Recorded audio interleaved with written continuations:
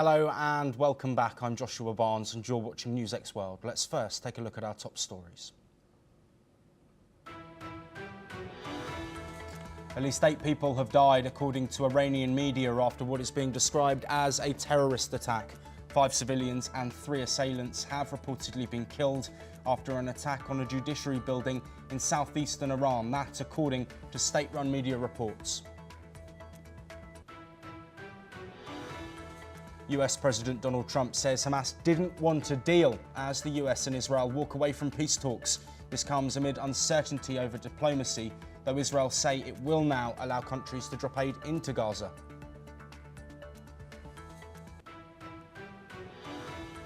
Meanwhile, UN Chief Antonio Guterres has urged for immediate action in Gaza to stop reported starvation, stating that words don't feed starving children. This comes as President Trump slams Emmanuel Macron's planned announcement to recognise a Palestinian state. The US has warned China to stop fueling Russia's aggression in Ukraine at the United Nations, with China hitting back, accusing Washington of trying to shift blame. It comes as further strikes have been reported overnight between Russia and Ukraine as hopes of a ceasefire remain distant. EU officials say a trade deal with the US could be possible this weekend. It comes as Donald Trump has arrived in Scotland for a 4-day visit where he will meet with EU Chief Ursula von der Leyen ahead of the August 1st deadline. Cambodia has called for an immediate ceasefire as military action along the disputed border with Thailand intensifies. This comes after dozens of casualties were reported from both sides, with around 200,000 people or more displaced from the border region. A bus travelling from Lima to Peru's Amazon region has overturned in the Andes Mountains, leaving at least 18 people dead. The double-decker bus overturned on a highway with dozens of further passengers injured, that according to local authorities. And Ghislaine Maxwell, an associate of the late financier Jeffrey Epstein, is seeking a Supreme Court hearing in a bid to overturn her conviction. It comes amid allegations about Epstein's relationship with President Donald Trump that has drawn criticism. Trump calls it fake news. But we start this hour in the Middle East. The UN Agency for Palestinian Refugees is sounding the alarm over the situation in the enclave. UNRWA is calling for an immediate ceasefire as starvation tightens its grip amid relentless Israeli strikes. The agency says Palestinians are being forced to flee once again, but there's nowhere left to run. In a statement posted on social media, the UNRWA warns that no one is safe, not medical teams, not humanitarian workers, not even UN staff. The message is clear: no one has been spared in Gaza. That according to some experts. Joining us is Ali M. Abushbak, a Middle East researcher, joining us live from Cairo once again. Ali, thank you very much for rejoining us. Of course, we spoke just a short while ago about the situation in Gaza. Another group now, the UNRWA, talking about the situation. From your sources, what have you heard about the current situation on the ground in the Gaza enclave? Thank you, Joshua. The things is everyone and every social media have been flooded with about the famine situation in Gaza and about the starvation, while the people are suffering from the lack of supplies and the lack of vegetable and essential supplies. All social media activists have been addressing the suffering of medicine and the medical staff and the journalist staff, their struggle on the ground, and the coverage of situation among this famine and hunger. It's a bit complicated and very tough for the people and the civilian, while the hospital is full by the people who's suffering from the malnutrition. So things is more complicated on the ground. While the people are not discussing about the ceasefire or not discussing about the peace progress between Israel and Gaza, everyone talking about the food. I talked to some civilian from Gaza, and they are describing the situation is terrible. They went to the market, there is a lack of food and there is a lack of supplies. As well as in hospital, there is a lack of the medical supplies, treatment supplies, the fuel. There is no fuel for the ambulance car to serve the civilians and serve the people who got injured or wounded during the situation. Also, during this summer, it's a very hot. People are suffering from the heat in tent and suffering from a humanitarian situation, miserable. Joshua, as I confirm you, the discussion on social media and on the ground in Palestine is turned to the food only. It's turned about secure the one meal at least for a day, instead of ceasefire or instead of the negotiation, instead of the releasing the captiving, or about the also the Palestinian, the American or Israelis plan to displace the civilian from northern Gaza to southern part in Rafah as a concentrate zone for the Palestinian. Every day we are hearing that there is some evacuation order from IDF to the civilian in Gaza. Jabalia refugee camp and Jabalia city have been empty, fully empty from the civilians. Yesterday, the day before yesterday, have been targeting a Sheikh Radwan neighborhood, one of the a neighborhood in Gaza city. Several of people have been killed in a kitchen charity that disseminating the food for free for the civilians. Several of people have wounded. As well as we are talking about market, it's empty from even the civilians because they are afraid from the Israeli targeting or from Israeli bombardment. Yesterday also Israel have been targeting one school in Jabalia, in northern part of Gaza, and in Mawasi Khan Yunis there is a daily targeting and bombardment in Mawasi Khan Yunis in South Gaza. Situation is completely bad and terrible on the ground. Joshua, there is a report from the ground about addressing that there is a lack of food for children, and there is one more than 40 people have been killed, have been dead because of the uh, uh, malnutrition. Uh, so the things is more miserable. There is a lack of milk for children, and pregnant women can't be Yes. breast their children. Ali, do stay with us. We're now going to turn our attention away from the situation on the ground and look at diplomacy, as a senior Hamas official has disputed US President Donald Trump's assessment of ceasefire talks for Gaza after the US leader said Palestinian negotiators didn't really want to make a deal. In a post online, a member of Hamas's political bureau said that the comments from Trump and his Middle East envoy Steve Witkoff did not align with the progress of the negotiation process, which was actually witnessing progress. The official said that the statements from Trump and Witkoff, who said Hamas was not acting in good faith as US negotiators cut short negotiations over a ceasefire in Qatar, overlooked the real impediment to all of the agreements, which is the Netanyahu government, according to this statement. The official also added that Hamas had shown a lot of flexibility in the talks and was keen to reach an agreement to put an end to the suffering in Gaza. Well, Ali, thank you for joining us once again. A bit of confusion there with that information I've provided. Apologies for that. But the essence of what we are saying here is Hamas are refuting the claims that Donald Trump and Israel have made regarding not operating in good faith and in fact wanting a ceasefire, where Trump says they don't. With both sides so polarised, what is it actually going to take for the countries to get around the table and agree to a deal to stop what is being reported as major suffering on the ground in Gaza?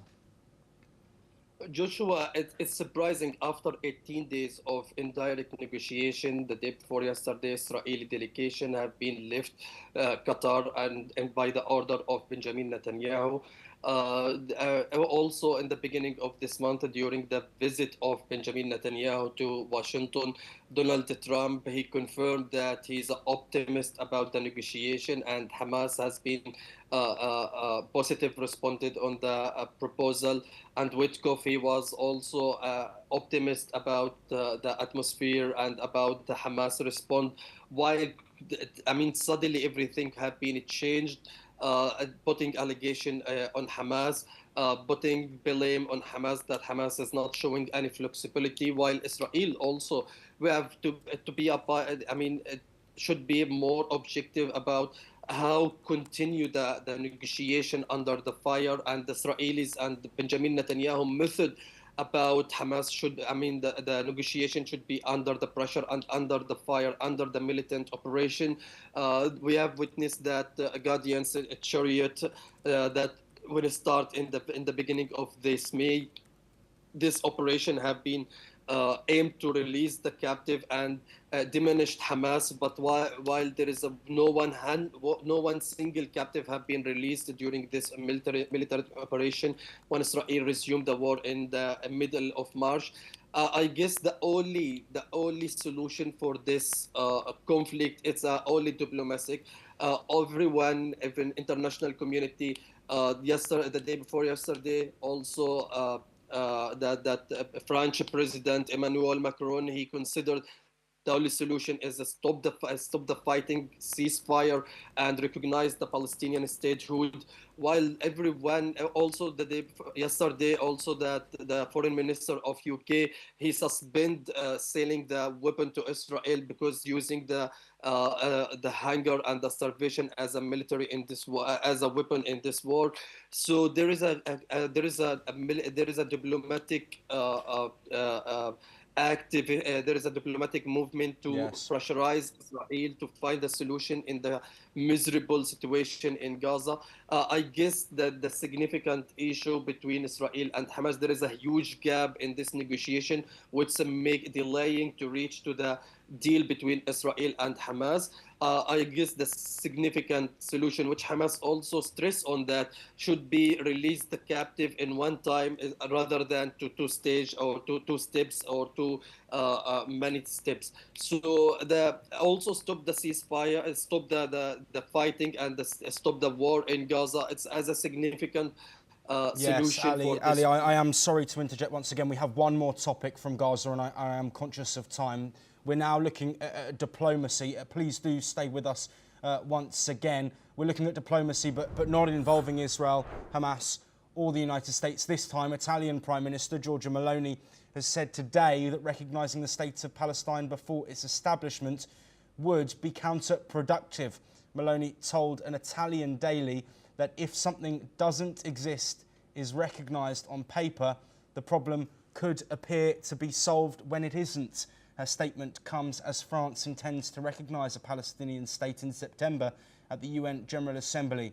This plan drew angry rebukes from Israel and the US amid the war in Gaza.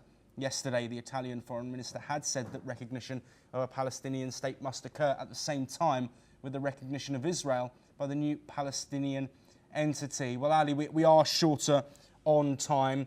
Just to make this brief, of course, questions being raised about the state of Palestine and recognising it. It has drawn in criticism, but these comments from Italy and from Giorgia Meloni saying that the state of Palestine needs to be set up first. Do you agree with that sentiment? Joshua, the things on the ground is more complicated. While the Israeli settlement is still extend in West Bank, and Israel sizing the Palestinians area in Gaza. So I guess there is no space for the Palestinian statehood to be established. So Israel complicated the situation for two-state solution. I guess what is Milano said, it's just only had a symbolic. By recognizing the Palestinian statehood, it has a symbolic meaning for the Palestinian, and for the solution, finding solution on the ground about the significant all this international community, and according to the United Security Council about two-state solution, the resolution about two-state solution 232. Recognizing the Palestinian statehood. So Milano, it's according to her, it should be a Palestinian land to establish their statehood and not under the fire. That's make it complicated the situation more to reach for the peace process between Palestinian and Israel. It's just only has I mean the meaning, a politician meaning. It's not on the ground. It will make any difference by recognizing Palestinian statehood. Also, there is a several of Western countries have been accepted the notion to recognize Palestinian. France, also Spain, and other countries will joining the recognition of Palestinian statehood as a significant solution. I mean, in the Israeli-Palestinian conflict. And maybe will put pressure on Israel to stop and halt the war in Gaza. This is, I mean, it's just only as one chance to try some solution to stop the war in Gaza. But Milano, I disagree with her about recognizing Palestinian statehood will complicate the situation. I guess it's not correct. Ali M. Abushbak, thank you ever so much for joining us on all of those discussion points regarding the ongoing Gaza conflict. We will continue to bring you every update that we receive here on NewsX World. But we move on now. And Cambodia has announced first casualty figures from the border clashes with Thailand.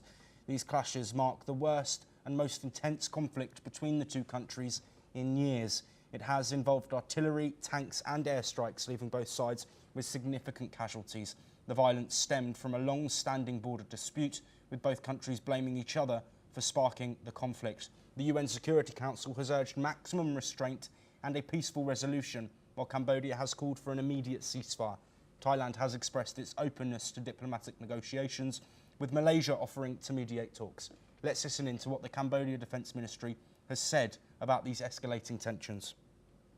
អំពីទង្វើនៃការឈ្លានពានរបស់ថៃធ្វើឲ្យមានការខូចខាតនៅវត្តអារាមទាំងស្រុងនិងធ្វើឲ្យប៉ះពាល់ដល់អាយុជីវិតនិងរងរបួសដល់ប្រជាពលរដ្ឋនៅក្នុងនោះរួមមានការបង្កស្លាប់និងរបួសទាហានកម្ពុជាចំនួន5រូបនិងរបួសចំនួន21រូបនិងប្រជាពលរដ្ឋបានបាត់បង់ជីវិត8រូបនិងរបួស50រូបនៅខេត្ត Well, joining us, Gautam Mukherjee, a senior reporter live from New Delhi to discuss this ongoing conflict at the border between Cambodia and Thailand, a disputed border which threatens to spill over into all-out war. Those comments from Thailand yesterday, there does seem to be more receptiveness potentially for diplomatic discussions surrounding this conflict. Gautam, why is that so important? Well, the actual border area under dispute is a tiny 4.5 square miles, square kilometers. So, and this has been lingering for over 10 years. And it flares up from time to time. There are border skirmishes, and then there are negotiations, and for the time being, it is over. There is a Hindu temple, 1,000 years old, a UNESCO-recognized site, which is on the Cambodian side and is visited by many tourists. But that is not under dispute. It's the land around it or behind it or in front of it, which both sides claim. It is in Cambodian possession. Thailand wants it. And that is the nub of it. But behind this is the fact that Cambodia is very close to China. China is embedded in Cambodia, a lot of investments, large presence. And as far as Thailand goes, you've got both the US and China present. Whenever there is a civilian government, this conflict seems to flare up. And they've already declared, Thailand has already declared martial law in certain border districts where the trouble is with Cambodia. That the army is close to the king of Thailand. The democratic government is unstable. So let us see what happens. But usually, whenever the army is running the government and the king is overall in charge, things are quite peaceful. Whenever there's a civilian government, there's a problem. So that's the Thai side of it. And the Cambodian side of it is emboldened by the fact that China supports it. Yes, Joshua. Gautam Mukherjee, thank you ever so much for joining us and providing that insight. Of course, as diplomacy becomes an option, we will bring you all the updates from the boardrooms, but also from the battlefields. We now move to another conflict, and Russia has launched a massive overnight drone and missile assault on Ukraine, killing 3 people and wounding 6 in the city of Dnipro and surrounding areas. Ukraine's Air Force said 235 drones and 27 missiles were fired, out of which 25 and 10 missiles struck 9 targets, causing widespread damage. Regional Governor Serhiy Lysak called it a terrible night with burnt vehicles and shattered apartment blocks. With that, Russia also launched ballistic missiles against Ukraine overnight, with the heaviest attacks targeting Kharkiv, Dnipropetrovsk and the Zaporizhzhia oblasts. The bombardment left parts of Kharkiv without electricity and damaged key civilian infrastructure. Emergency services worked through the night to control fires and assist the injured. Ukrainian President Volodymyr Zelensky promised retaliation, saying Russian military hubs and airports should feel real consequences. As a result, Ukraine has struck deep inside Russian territory, with drones targeting the signal radio plant in Russia's Stavropol region, some 500 kilometers from the front line. The facility is a key part of Russia's military-industrial complex, making electronic warfare gear. Ukraine's security service said the strikes damaged critical production sites, delaying equipment output and systematically reducing the enemy's war potential. Well, with us, as always, a pleasure to have Glenn Grant on the programme, a defence expert who is joining us from Riga, Latvia. Glenn, thank you for taking the time. Thank you, of course, in the face of uncertainty, further strikes. We've spoken so many times on this programme about a potential for peace, a third round of talks that have taken place, but the strikes continuing. Let's look at the Russian strikes on Ukraine first. What's the significance of further strikes on regions with civilians living there and potential casualties and incidents of homes being destroyed, which we may yet get more information on? I think you've got to look at 2 things of this. Firstly is that they are spreading the terror around. They're not just concentrating on those places that are closest to the border and Kiev, but actually making sure that just about every town gets its fair share of death and destruction, and it's just pure terrorism on that side. The second thing is that, of course, there is an aim, a very clear aim from the Russians to make sure that every week or so they do their best to burn up the defensive missiles and defensive systems that are available to Ukraine, and then put in one of the massive attacks, knowing that Ukraine does not have the capacity to deal with everything. So I think we're in one of these almost quiet phases at the moment where they'll send half of what they could send. And I think we can expect sometime in the next few days one of the large attacks coming in that is difficult to deal with. Yes, and Glenn, let's look now at the reported Ukrainian strikes hitting deeper within Russia, around 500 kilometres. Is this potentially a signal from Ukraine of acknowledgement that this war is not getting over anytime soon, and that real action on Russian infrastructure is needed to try and limit assaults on Ukrainian territory? I think you can look at it like that. I mean, clearly the attacks on Russia, deeper into Russia, have been going on now for many months, but they're not having the expected return that people would like yet. maybe they need to go back to attacking the energy and attacking the oil rather than attacking defense systems. But they are using, Ukraine is using all the systems that it has available to attack Russian defense and energy systems. And I note again, they're not attacking civilians. Glenn, Grant, unfortunately, I wish we had more time to discuss the latest developments, of course, comments from the United States and China at the UN as well. But unfortunately, we are out of time. Thank you ever so much for joining us. Let's now look at China, who is pushing to lead global artificial intelligence cooperation, calling for a new international body to regulate and share AI technology. Speaking at the World AI Conference in Shanghai, Premier Li Qiang said Beijing wants to avoid AI becoming an exclusive game for just a few countries. The plan comes as the US unveils its own AI blueprint, a move to boost exports and retain tech dominance. Li highlighted bottlenecks in AI development, including chip shortages and talent restrictions. China is considering Shanghai as headquarters for the new organisation, inviting Global South nations to join. Over 800 companies are showcasing cutting-edge AI products at the three-day event, including Huawei, Tesla and Amazon. Well, I welcome again my colleague, anchor and correspondent Thomas Porteous to provide some more context on this conference. Of course, with AI growing and getting more pivotal to everyone's lives in all walks of life and in all workplaces. Thomas, what can you tell us about these comments from Li Qiang? Well, of course, Joshua, AI certainly is the new frontier. In every country, all the superpowers of the world are racing to get to the forefront of it. China being one of those countries and one of those superpowers of the world, of course. This summit in Shanghai has had Li Qiang's statement calling for cooperation, mainly from the Global South in the AI frontier, calls for regulation, calls for cooperation in this new and upcoming field.